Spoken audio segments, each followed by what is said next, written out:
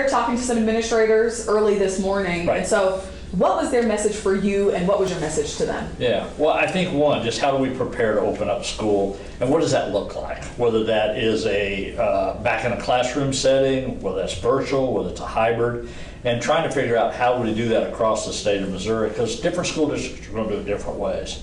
So the one thing I wanted to know is, well, what is it we can do from the state level to help with that? What is it they maybe need? What is the policy procedures, things we could waive, supplies they might need, besides some of the CARES Act money and stuff like that? How can we help with that? And wanted to know that we want to support them as much as we can, whatever they think is best for their communities and their citizens. But at the end of the day, it's about keeping the kids safe. It's about keeping teachers safe, people that work in that school system. Can we do that? But it's just right now, every day, every one of us wake up is a wake up with concern. There's just no way around that. That virus is out there, just trying to figure out how to deal with it. And I think some of the input you get back from them, for me, as governor, you need to know what it's like in Kansas City, how it's a different dynamics than it is in Southwest Missouri or Springfield, and you got to make adjustments to that. But I think one of the things that we heard today was, they would like some more guidance as far as what that policy looks like as a statewide guidance. So we'll go back and see if we can do some things to tweak that a little bit to be able to help with that. So again, it's the things you pick up and how do you help, and that's kind of what it's all about. It was the comment seen around the country when you caught a little bit of heat for saying that kids will catch COVID, they'll contract it, they'll heal, they'll be fine. You later said that you misspoke. Do you understand why people were upset, and what did you mean to say? Sure I did. And I think I just didn't do a very good of articulating that point. What I was trying to really say is, okay, who are the people at the highest at risk, and how do we deal with it if it happens? And the one thing I wanted to say was, it's going to happen in the schools, because just the way it was happening all over the state. I didn't want people to go back and think, okay, if I send my kid to school or in a school setting, that it's not going to happen, because it very well could. And then were we prepared for that? But I have to tell you, my daughter's a school teacher, and she lit me up for it too. So, it was just one of those things. I didn't do a good job articulating what I should have done. So, but you say some things sometimes. You do hundreds of interviews like I do sometimes, and you just try to do the best you can every day. But again, that wasn't one of my better moments. We talk a lot about the kids, about lower risks of serious complications from COVID-19 when it comes to children. Right. But there are a lot of teachers, a lot of support staff, administrators who are older. Maybe some of them do have some of those risk factors. Sure. What do you say to them? Yeah, well, I think that is one of the things we got to be very concerned about with it. If you look at a teacher that's been in the system, let's say they're a few years from retirement, or they've got some issues, health issues, that has to be a big concern. And there's nothing you can do to say that everything's going to be all right, because it might not be. If the virus gets there, it can affect them. Again, I think you got to go back to what is the risk? How do you feel like we can do that safely? Now, we know much more about how to deal with it than we did 4 or 5 months ago. But those are all concerns every day you get up there. And, it's much different from a young teacher that's maybe in their 20s or their 30s when you look at that risk factor compared to somebody 50, 60 years old. It is a concern. And you have to figure out, how am I going to deal with that? What's the schools going to do with that? And maybe there's different options they can do. But I will say this, I think the administrators across the state and the teacher that I'm talking to, visiting with, I think there's a lot of people out there trying to figure out how to balance this and still be able to educate kids and still keep safety at the forefront. Those two things have got to be done. So again, that's kind of what these meetings are about. Talk to some kids this week about going back to school. Right. I will set the bar by saying unanimously, the kids want to go back. But here are some of the things they had to say. Yeah. I'm happy that the governor's pushing for schools to reopen, but he needs to be mindful about kids wearing their masks all day. Right. Another teacher, or student rather, says, if my teachers are not going to be safe, if my friends aren't going to be safe, then nobody should go back to school. The one that was a little tough to hear, and the oldest of the bunch, said that he thinks going back is a bad choice because the numbers are higher than they have been, and a lot of kids will get sick, or some kids will get sick, but a few kids will die. Yeah. Well, I hope that's not the case. I think we all hope that. And again, I think we got to make sure, how do we keep them as safe as we possibly can and to move forward. I think the option is, I want the schools to be able, I think kids need to be educated. I don't think anybody disagrees with that. And somewhere around 90% of the parents think their kids need to go back to school, when you look at it statewide, to do that. And you understand that, but you still have that thing that we started this conversation out with. How do you do it safely, but how do you educate the kid? And one of the things that worries me a great deal is what do you do with somebody low income that's in poverty situations or they have disabilities or issues? How are we picking up those pieces for those kids? Because they're not going to have the structure at home they really need. And really that school is probably the only safety blanket.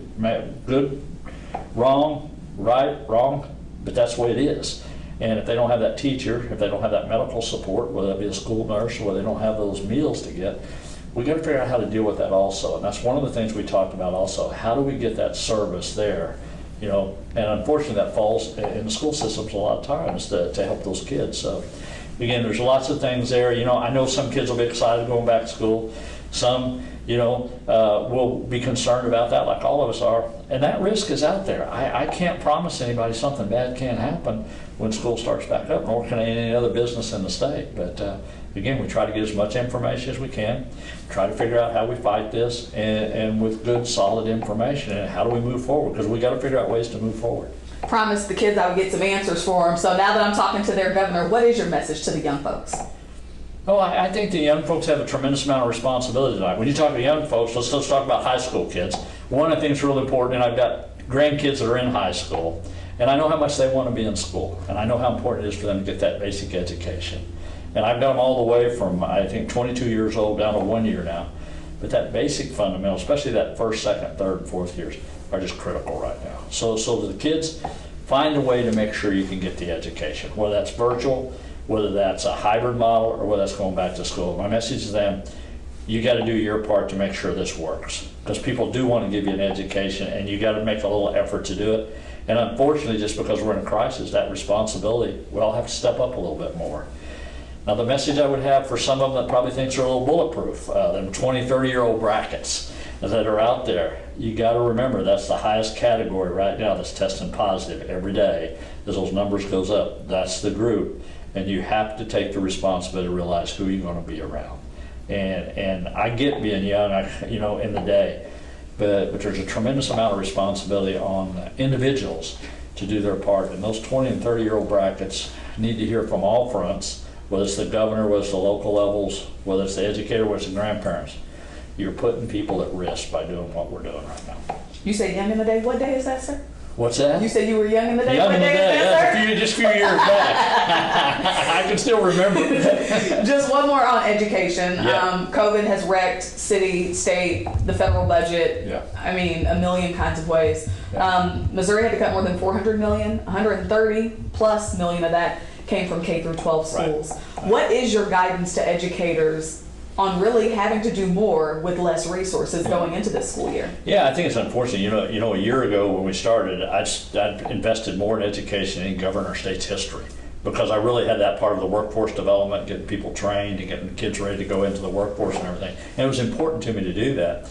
But unfortunately, when COVID-19, we've never seen anything like this, where we just basically shut a spigot off and the economy just dropped and GPD just went through the roof. And when you look at that for the schools, about 130, somewhere around there is what we did. Probably about 90 million of that we got kind of backfilled to some of the COVID care that we're being able to use, the CARES Act that we're going to be able to use. Hopefully, according to what I think on the federal level, there'll be some more financing come that's going to be going directly to the schools.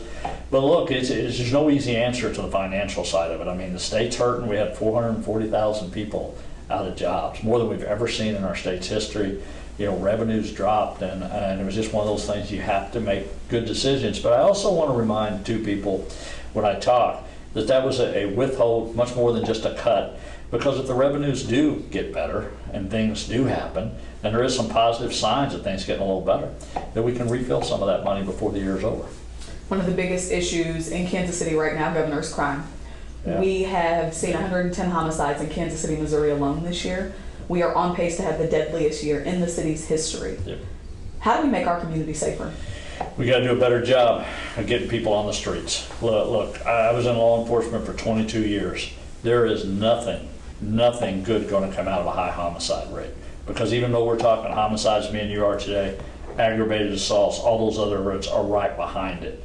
If we cannot protect children playing in the street, if you cannot protect children in their homes, and just individuals shooting one another, taking a life from one another, we're failing. We're failing as whether, I don't care whether it's the cities, whether it's the state. We don't want to be known in Missouri to be the highest homicide rates in Kansas City and St. Louis in the nation. we've got to address that issue. And I think that's one of the reasons I called special session, trying to get legislators to come back and saying, look, every day we're delaying the tools we need to be able to fight violent crime especially. You know, we're kidding ourselves. People are dying every day. And ever since I've called special session, you know, as bad as I hate to even think about this happening every day, but somebody's dying every day. I come to Kansas City last week talking about violent crime and somebody gets killed out here. 7-Eleven, a lady pushing a baby carriage. You know, we got to stop that. I mean, you know, and that means the state has to do whatever they can to help. The cities have to do whatever they can help. The local governments. We as neighborhoods have got to do that. I mean, we all got to come together on this. I mean, we'll have discussions about a lot of things about policing, but when it comes to the homicide rates, those things have got to stop, and we've got to put more resources. And if that means more police officers on the ground, standing in neighborhoods, I'm for that. And whatever I can do to help, I'll do that. Would you support local control in Kansas City? Local control is going to be an issue. What Kansas City want on that? Number one, to do that, and then they'll have to go through the legislative process on that. So we just have to see what that looks like. I don't know. I don't know whether Kansas City supports that or whether they don't. And I think that's, again, that has to go through a process to get to me. So I think I just got to be careful what I say on those things when local issues need to be decided. You know, we know why local control was there in the first place, and people have to ask themselves, are we better off with it or better off without it? But Kansas City needs to have a voice in that. They need to be saying what they want. We had 2 officers shot in the line of duty in one day in Kansas City, and one is still fighting for his life right now, still trying to go through rehabilitation. Yeah. And law enforcement officers all across the community that I've talked to are a little bit concerned, you know, right now. What is your message for them? Rightfully so, they should be. First of all, let me just explain. As a sheriff, when I was there, I lost an officer in line of duty.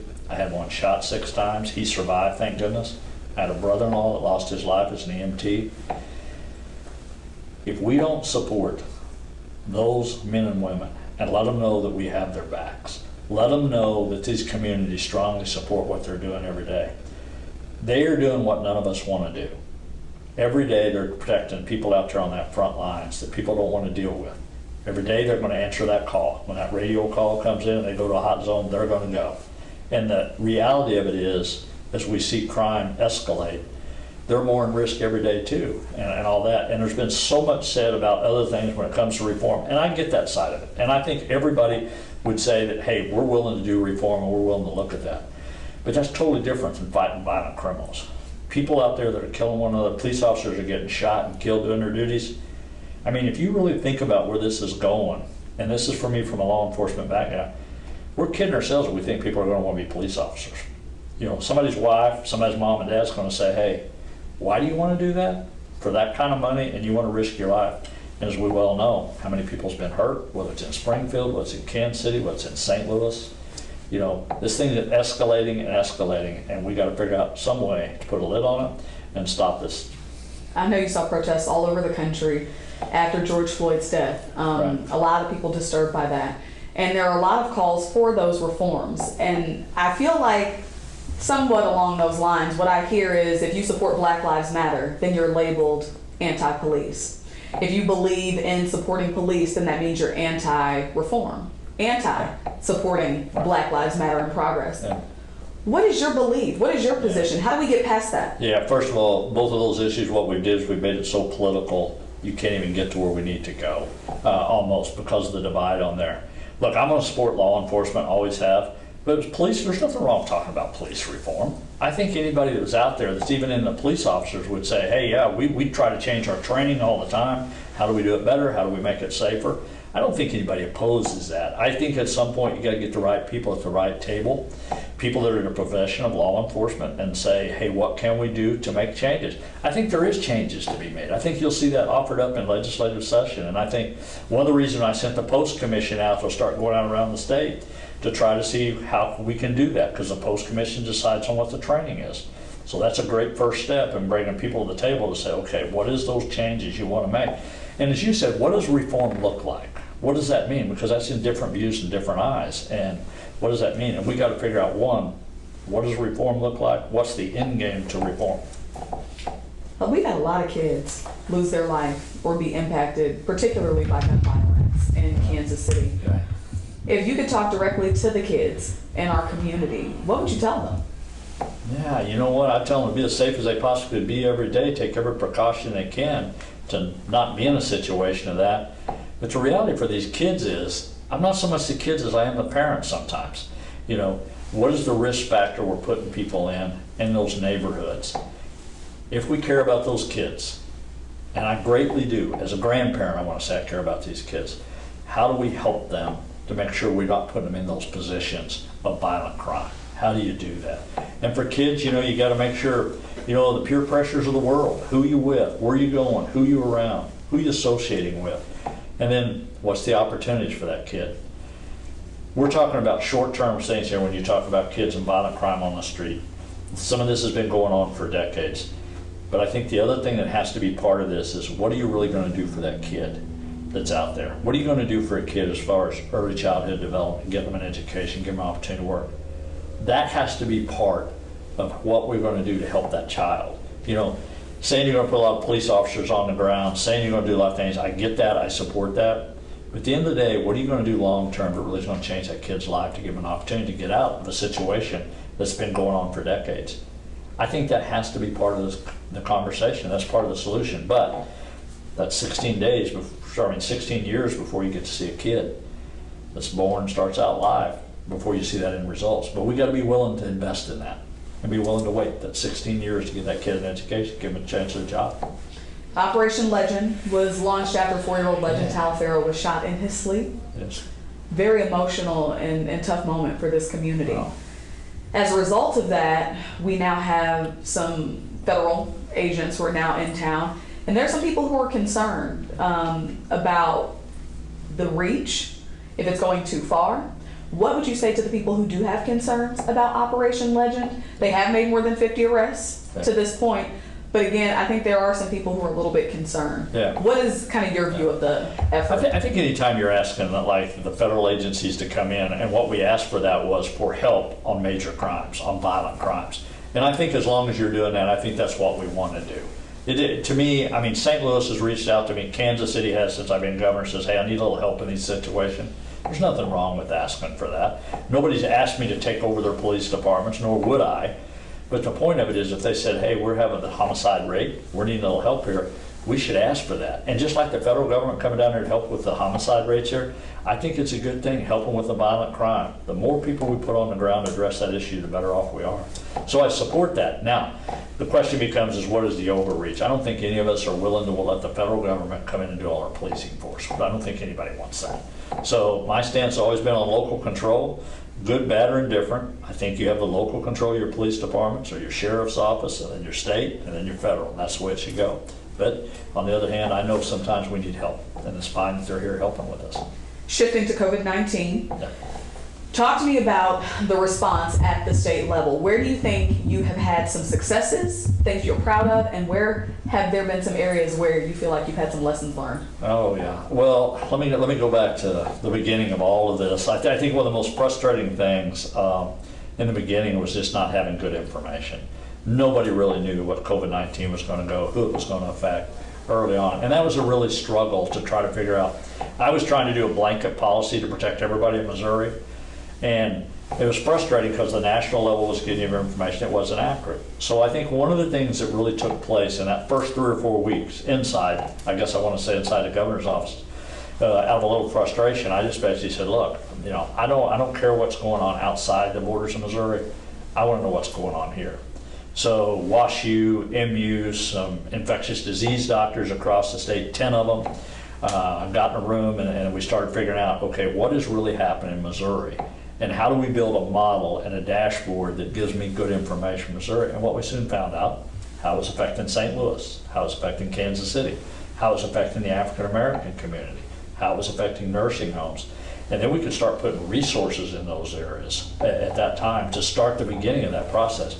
Now, the most frustrating thing about it was the supply chain, just trying to get basic supplies, whether it was swabs, whether it was the chemicals to do the testing. We couldn't hardly do any testing because we just couldn't get the supplies, but everybody in the United States was trying to get the same thing we was getting, including the federal government.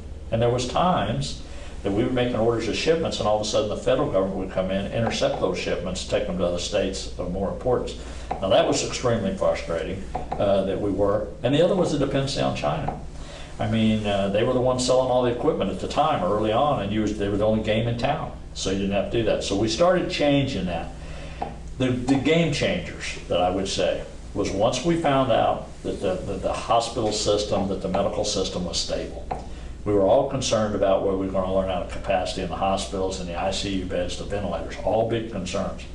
What we also learned, I think one of the proudest moments, is when we realized through the Army Corps of Engineers and the National Guard, we could put a hospital up in 11 days in St. Louis. We converted the hotel into a hospital, which means we could start taking care of more people. I think when Desivir come out, the drug that come out was a big turning point. We knew how to treat people in more serious cases. The biggest game changer so far has been the testing. We went from 4,000 tests a week to 90,000 as of just a couple of weeks ago.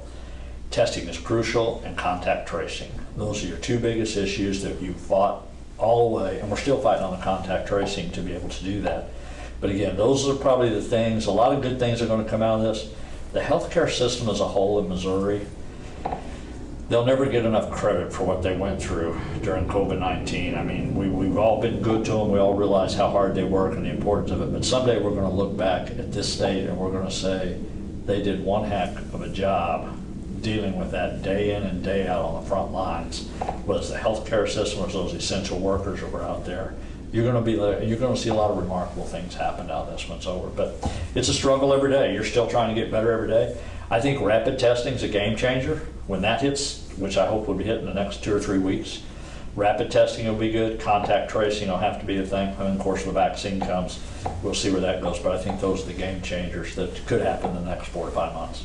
Cases are still rising pretty rapidly in the state of Missouri. Right. How does the state start trending downward and get off of some of these travel advisories?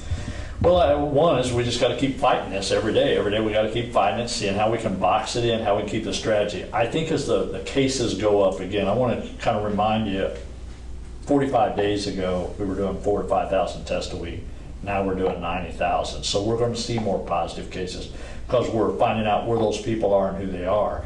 You know, I think the big thing you always have to look at is a hospitalization rate. That's the one that's the big one. Then you go back to ICU beds and what's the stress on the healthcare system. You know, but it's a concern every day. When those numbers keep going up, you know that there's going to be a possibility of more people going in the hospital, and who's it going to affect? You know, I think the thing right now that we do know is kind of who's at the high risk.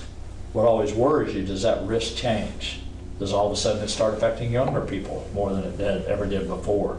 There's just so many unknowns with that going forward, but every day it's a challenge. Every day you got to start seeing how you do it better. But the more of it we find, the more we can isolate, the better off we're going to be.